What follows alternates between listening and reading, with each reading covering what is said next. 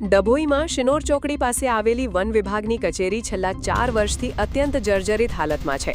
નવી ઓફિસના નિર્માણ માટે સરકારે ગ્રાન્ટ મંજૂર કરી દીધી હોવા છતાં વહીવટીતંત્રની ઉદાસીનતાને કારણે હજુ સુધી કામ શરૂ થઈ શક્યું નથી.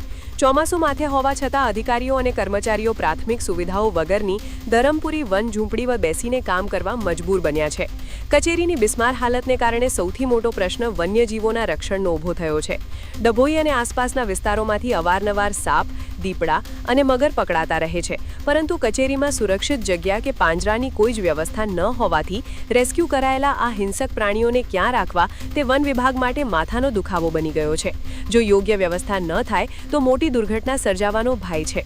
ગ્રાન્ટ મંજૂર હોવા છતાં કોન્ટ્રાક્ટર કે તંત્રની કઈ બેદરકારીના કારણે કામ ટલ્લે ચડ્યું છે તે સામે સ્થાનિકો સવાલો ઉઠાવી રહ્યા છે.